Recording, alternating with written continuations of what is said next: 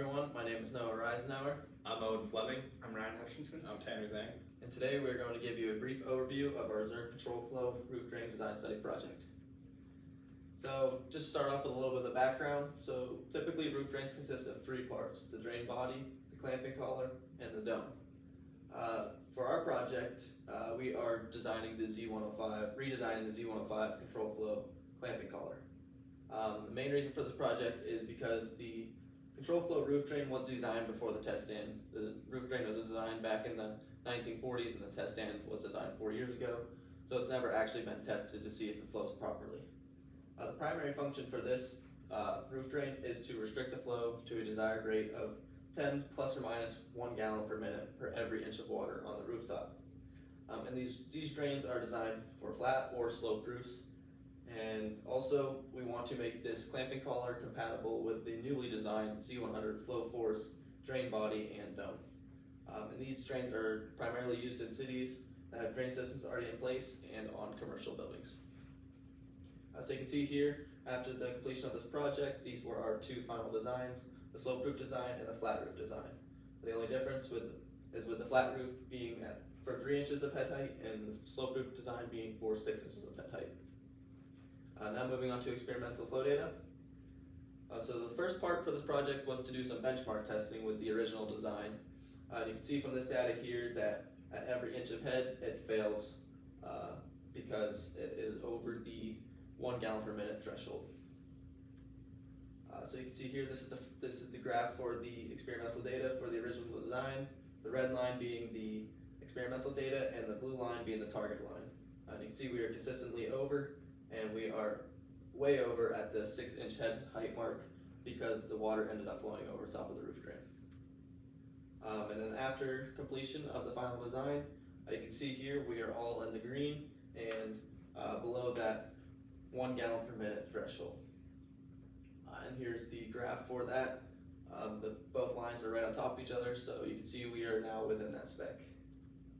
Now I'm going to hand it off to Tanner to go over the experimental pressure testing.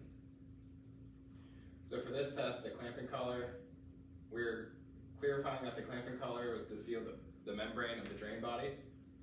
And on the right, you can see how we close the system with the roofing membrane, and then the bottom with the PVC. This was held at 3 foot-pounds, 10, 25, and 50 foot-pounds, and then held at a constant of 4.3 psi for 5 minutes and visually inspected at each foot-pound that we held it at. I'm going to be doing the FEA stress on the bolting surface. So the current roof drain is marketed to use bolts that are torqued 25 foot-pounds, and the new clamping collar is designed to be able to withstand 50 foot-pounds, and this is to ensure a design factor of 2. So not pictured in this slide, but there's a fixed support on the bottom face of the clamping collar to resist deformation in the X, Y, or Z directions, and the red area on this clamping collar here is where the clamping force will be applied to the top face of each bolting surface to simulate the bolting force. This slide here shows the stress in FEA of the clamping collar due to each bolt compression force, and since the max stress value is lower than the yield strength of our weakest aluminum that we're using for our clamping collar, this specification would pass. Now we're going to go on and talk about the alignment and size constraints of the drain body. So Zurn will be using their pre-existing drain body and dome system for this clamping collar, so we have to make sure that it fits in those existing components. So on the left there, that's just an inventor assembly to make sure that the bolt holes align correctly, which they do. Another spec that we had was the flat roof has to be under 3.75 inches in height. And you can see there, we are just under that at 3.73 inches tall. And there was also a spec that said the overall diameter of the drain had to be less than 16 and 9/16 inches, and you can see from that picture that we are at exactly 16 inches in diameter. Now we're going to go on and talk about the material that we chose for this.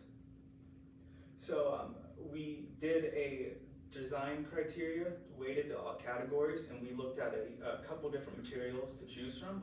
We use CES software to get some physical parameters for each of those materials, and after doing some elimination and weighting the criteria and adding them all up, We chose aluminum as the material best suited for this design. There are two different aluminum types that we're going to look at. One is for die casting, the other is for sand casting. The densities are basically the same for both aluminum types. The only difference is the yield stress. For the sand casting, the yield stress is a little bit less. But we did FEA on both of these materials, and they both will work in our situation. Alright, thank you for watching. Tune in April 30th at 10:30 and Burke 203 for more information on our project.